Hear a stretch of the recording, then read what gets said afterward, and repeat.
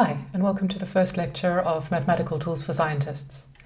I hope that you've already had a chance to look at the video I've uploaded into the welcome module of the Canvas page, because that's where you'll find all the details on how the course is going to run. So if you want to know about the different sessions we're going to have, the lectures, the Q&A and the tutorials, and you want to find out about the different assessments that will be involved in your final mark, that's the place that you need to go. It also gives details about the textbook and an overview of the calendar, so what our P5 is going to look like. So if you need details on how the course is going to run, that's where you should be heading. But if you want to get stuck into the content, then you're in the right place. So the first thing that we're going to talk about is why we would be doing this course. Why on earth would we have a course called Mathematical Tools for Scientists? And I feel like a good place to start is actually thinking about what is science? Because, well, we're here at the Maastricht Science Program. What is it that we're doing when we do science? So if we go to Wikipedia, good old faithful Wikipedia, it says that science comes from the Latin word scientia, which means knowledge. But more than that, it's not just kind of fluffy knowledge floating around. It's a systematic enterprise that builds and organizes knowledge in the form of testable explanations and predictions about the universe. So there are a couple of key things that are happening here when we're doing science. We're being systematic, we are organizing our knowledge, and then we're creating testable explanations and predictions. So we're wanting to be able to test that the ideas that we come up with are valid or find out that they're not. And we'd also sometimes like to be able to predict things based on this knowledge that we've discovered. So there's quite a lot going on here if you want to be a scientist, and it doesn't matter what discipline you're in. And since it is quite complicated to be a scientist, many years ago, people came up with what's called the scientific method. And we can think of it really as kind of an ongoing process of doing science. So where does it start? Well, that's up to your own particular interpretation. Often people will say it kind of starts with the process of making an observation. So you see something out in the world or up in the sky, down close in a microscope, that's interesting. And you think, that's weird. I don't entirely understand that. And so that leads you to ask an interesting question, or even just a question, because pretty much most questions are interesting. And then, of course, because we're humans, we're curious, we want answers to our question. So we're going to come up with some hypothesis, some understanding for why this odd thing that we observed occurs. And it doesn't have to be right, it just has to be some idea that, and it's key to being a scientist, that this idea that you have needs to be testable. So you can do some observation of some description which will help you decide if the idea that you came up with is valid or not. It doesn't say that it necessarily is 100% correct, but you need to be able to rule out whether it's wrong.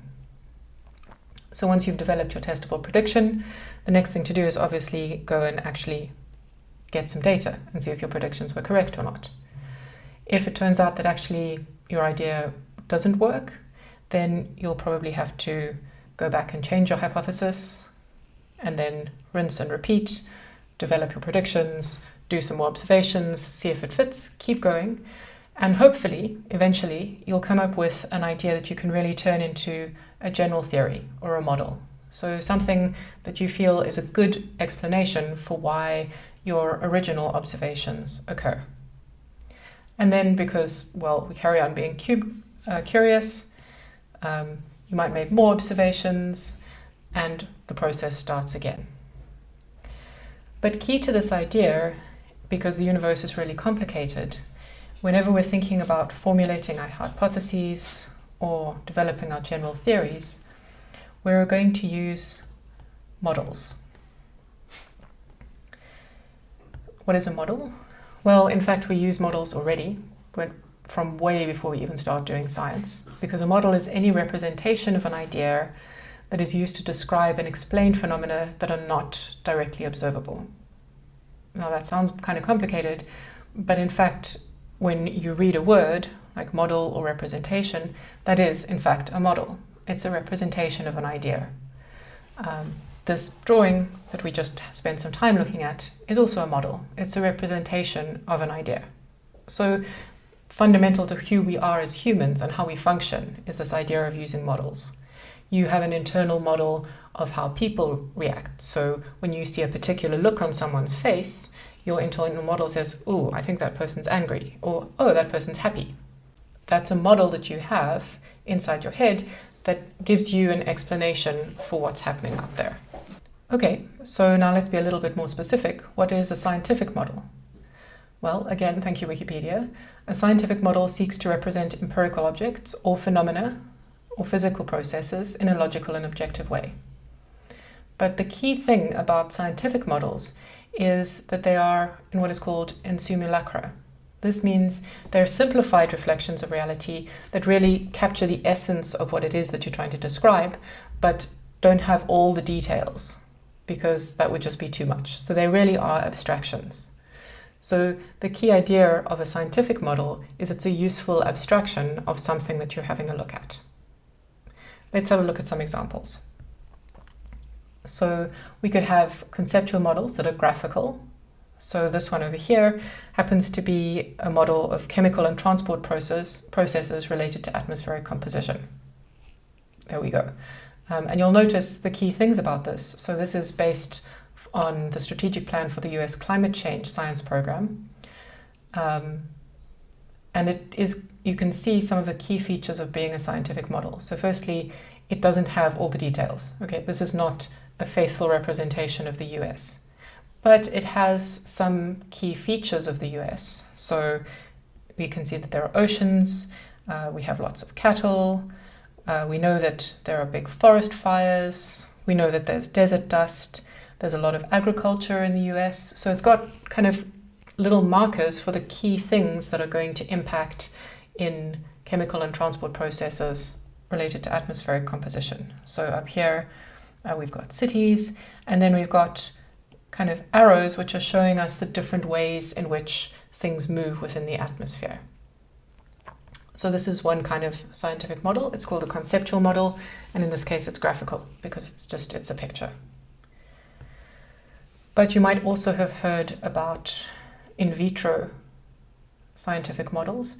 So these are when we're trying to study something like a plant, but we're not going to study them out in the wild. They're in what's called in vitro, which means in glass.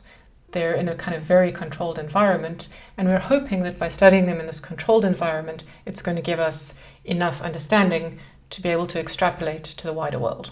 So here we've got a whole bunch of cloned plants in vitro. But they're also models because they are, and this always feels a little weird to me because they are actually live plants, but they're not the actual plant that's living out in the wild.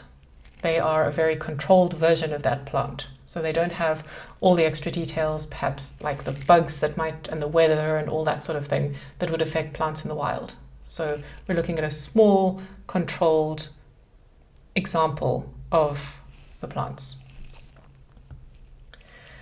And then we can go one further, which is an in vitro model.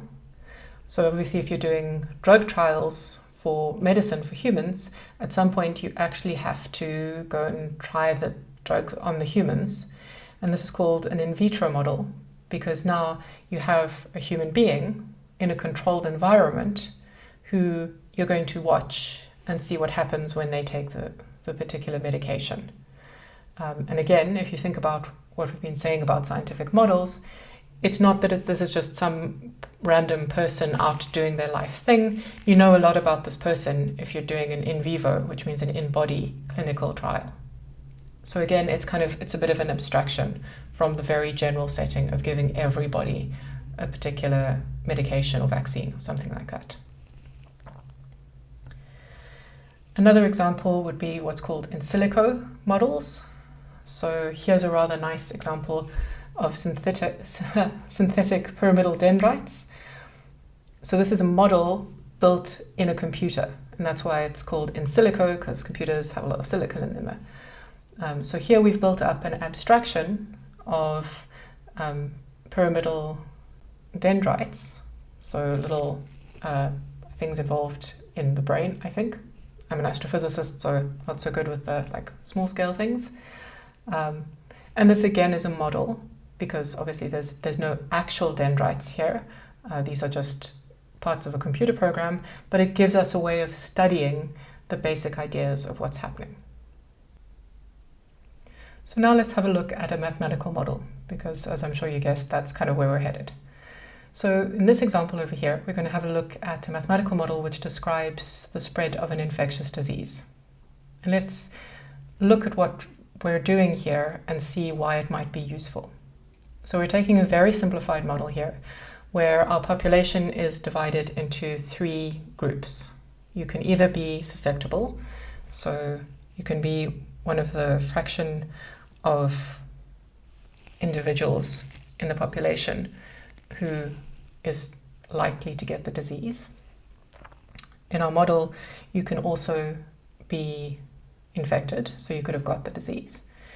And finally, maybe you've recovered, so you've had the disease and now you're better. And you'll notice that for each of these, we're making them a function of time. So we're saying, well, okay, the number of people who are susceptible is going to change over time.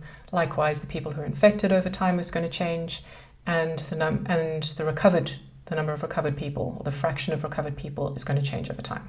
Okay, so we're thinking of 3 different variables that we're modeling. And now we want to think about how do we actually model. Now, this is a very simplified example, so you'll notice that we're not talking about births and deaths or immigration. So our population is just staying fixed. We're assuming that nobody dies from the disease. We're also going to assume that once you've had the disease, you're immune. You can't get sick again. So at any particular point, an individual is in one of these 3 categories, and they move from being susceptible to infected to being recovered, and then they just stay recovered. And this is kind of key to the idea of mathematical models, that we're really simplifying and thinking about key elements. And then when we really understand this particular model, we could go on and we could make it more complicated. But let's see if we can figure out what these equations together are talking about. So if we start at the top over here, what we want to do is think about how does the number or the fraction of people who are susceptible change over time. So we're looking at, have we got susceptible people suddenly very rapidly becoming infected, or do they tend to stay susceptible for a long time? What's happening with the rate of change of the susceptible fraction of the population? And if we think about what changes, so we can think about how does someone move from the category susceptible to infected. Well, in our very simple model, the only way that you can do that is if you come in contact with someone who's infected. You can't move to any other category. So the only thing that can happen is if you're susceptible, you need to come in contact with someone who is infected. Which means we need to have an interaction between susceptible and infected people. If they were all kept separate, then the infected people would just recover and the susceptible people would never get sick because they'd never be exposed. So this term over here tells us that we're going to have an interaction between susceptible and infected people. So if you have lots and lots of susceptible people and only a few infected people, then you'll get a moderate number of new infections. On the other hand, if you have stacks and stacks of infected people, but no susceptible people, well, then you're going to get no new infections because no one's susceptible, everyone's already infected. So that kind of makes sense.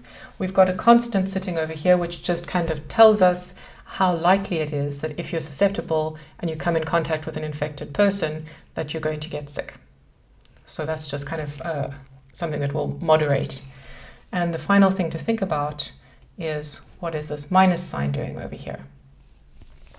So if you think about it, what happens is I'll remember that we're talking about fractions of the population for each of our variables, so each of those is positive. So if we have a very big positive number over here, because we've got lots of susceptible people and they're coming into interaction with lots of infected people, what's going to happen to the number of susceptible people? It's going to go down. So that's why we need to have this minus sign over here, because however many interactions you have, whenever someone gets infected, the number of susceptible people decreases. So that's why we've got a minus sign over there. Okay, so that's great. Now let's have a look at this equation over here. So this tells us how the number of infected people changes over time. Well, we know that anyone who was susceptible, so who was in our susceptible category over there, but then becomes infected. So they move from the susceptible to the infected category. So we take this number of people, or this fraction of people, and they get transferred into the infected category. But at the same time, so we've got these are the new infections, we already have people who are infected and they're going to recover. So we don't just have the new arrivals, we also have some people who are leaving. So we subtract off the people who are recovered. So these are our recoveries, and then by the same trick as we had when we went from susceptible to infected, if we have a look at who's recovered, well, they're all the people who are no longer infected. So we have three equations, which are called differential equations, which we'll have a look at. And these three differential equations tell us how our three populations change over time. And this is actually quite a good model for a fairly simple type of infection. And you can expand it and include more variables and different ways of describing the interactions, but basically it's a pretty good model. And although we won't solve this particular one in this course, we will be looking at differential equations like this. So if you notice, we've just done a lot of mathsy type stuff, but this is all about scientific modeling. So it's taking some fairly complex phenomenon that we'd like to understand and creating a simplified abstracted model that we can work with and test to see if it works. So this is absolutely testable. If you've got some new virus, which, gosh, wonder if we've got one of those around, you can test to see if this model works. And if you go and do a Google search, you'll find that there are some people who actually went to see if they could use this is called the SIR model, the SIR model, if they could use the SIR model to model the coronavirus. So go and have a Google search. I think they didn't do it, they found it wasn't great because obviously there are complications with coronavirus, but it still gave some useful information. So this hopefully gives you an idea of why mathematics might be a useful thing in this whole science thing that we're doing, even if you're not wanting to be a mathematician. So I think key to thinking about scientific models is how they're evaluated. And I'd like you to keep this in mind throughout this course, because really everything we're doing, we're thinking about our mathematical models as scientific models. And so we're going to evaluate them and say, is this useful? What do we mean by is this useful? Well, one of the first things to think about is our model consistent with the empirical data? So if your data doesn't match your model, then there's a problem with your model. Unless, of course, your data is corrupt. But we're going to assume your data is correct and you're trying to model it. If your model doesn't work, back to the drawing board. Obviously, your model needs to be able to explain past observations. And hopefully, and this is one of the key things, that your model will be able to predict future observations. So a lot of what science is about is saying, well, can we predict what's going to happen? Can we talk about climate change and say what's going to happen? Can we talk about the coronavirus and say what's going to happen? This is all science based on models. What will sometimes happen is people need to think about the cost of use, especially in combination with other models. So if you have a highly complicated model that requires a lot of computation or a lot of manpower, but doesn't necessarily add a lot to the predictive power, it might end up being less useful than a simplified model which has almost as good results. So cost does come into it. Another thing that's important is, can you refute your model? So can you decide whether it's valid or not? in particular can you say, well, okay, that model just does not work? It's important to be able to know that you can do that, because obviously if you're never going to be able to tell whether your model is true or not, well, what's the point? Because if it might be false, then it's not useful. And a little more subtle than that, we'd also like to be able to estimate the degree of confidence in the model. So how good do I think my model is? And finally, people often think about the simplicity of the model as being a desirable feature. So if you have a simple model, which explains a lot, it's going to kind of be slightly more appealing than an incredibly complicated model that maybe has the same description. And linked to that is this idea of the aesthetic appeal of a model. You'll often hear mathematicians say something like, "Oh, that's just beautiful." So it's not all about just being kind of entirely cerebral. There is an aesthetic appeal in the beauty of some models, which can lead to how they're evaluated. So please keep all these things in mind as we're working through mathematics, because I know when you're not a mathematician and you're not perhaps that interested in maths, it can feel like, I don't know why I'm doing this. Well, you're doing this because you want to be a scientist. And actually, mathematical models are used in pretty much every branch of science. And being able to understand and interpret these models is going to be a key part of understanding and really getting to grips with your discipline. So although it feels like we're kind of in a different field altogether, this really is about tools for your personal discipline. So if ever you start feeling kind of bogged down with the maths, just remember, this is important for your discipline. And for me, part of what makes maths so amazing is that maths is abstract, and so it can be applied in a bunch of different ways. So we will talk about different applications, but there are many, many more than we could possibly describe in this course. So again, just something to kind of keep in mind when you're feeling like this is so abstract, why do I have to know this? Well, it's the abstraction that makes it powerful, because there's a good chance that somewhere in your scientific career, whatever field you go into, whether you're going into genetics or botany, or maybe you're going to go somewhere into chemistry, somewhere in there, this very abstract mathematical tool has an incredibly concrete application. So I hope you can kind of keep that feeling going throughout the course, because it will help you if you're not particularly a fan of mathematics in its own self. Okay, so that was really just, I think, an important thought process to work through to understand why it is that you might be doing this course. From now on, we will actually head into learning some of the mathematical tools. And there's going to be two parts for pretty much every mathematical tool that we do. So I've already mentioned, I think, mathematics as a language. If I haven't, because it's late on a Sunday, here we go. So maths is really learning to speak a new language. And if you've learned to speak a new language, you'll know that there are kind of two aspects to learning to speak a language. On the one hand, you kind of have to just master the vocabulary. So when you're learning maths, you just have to master the underlying mathematical technique. And that involves just working through exercises and making sure that you understand the nitty-gritty of how the symbols work. So you're going to practice your differentiation or your integration or whatever it is that you're doing. And that's just kind of like learning the vocabulary of the new language, learning how the sentence structure works. But you can't really learn to speak a new language by just doing that. In order to speak a new language, you actually have to get out there and have conversations and use it in applicable situations. And that's the other really key part to understanding mathematics, is how do you apply it? So in the language kind of metaphor that I'm using, how do you speak mathematics?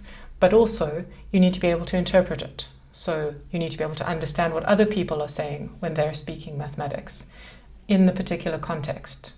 And the ways in which people use maths depend on which particular discipline that they're in. So it can get a bit tricky. It's almost like you're kind of, in this course, you're going to be learning the very abstract things, and we will do some applications, but there's a good chance we won't touch on the application you'll end up using. So you're going to have to kind of learn how to take your abstract ideas and apply them in your particular discipline. So you'll see that every tutorial that we do is going to have two parts. The first part is going to be around mastering the underlying mathematical material. So that's really just learning your vocab, learning your sentence structure, making sure that you know how the technique works. And then we're also going to spend some time applying these techniques in kind of various scientific settings in different disciplines, and talking about how you can interpret things, how you can apply it in different contexts. So I hope that you will enjoy this. And if you come across any mathematical models within your courses that you're doing at the moment, or you've got some from courses that you've already done that you'd like to bring into the course, please just drop me an email, because I'm always looking for more examples from different disciplines. My background, I trained as a physicist and a mathematician and an astrophysicist, so that's kind of where I come from. I'm not particularly strong in chemistry or any of the life sciences. I know nothing about botany, really. So if you have examples, please send them to me. Okay, so that's why we're doing mathematical tools for scientists. And in the next lecture, we're going to have a look at one of the key tools that we use, which you've already actually seen a lot of. We're going to be talking about functions.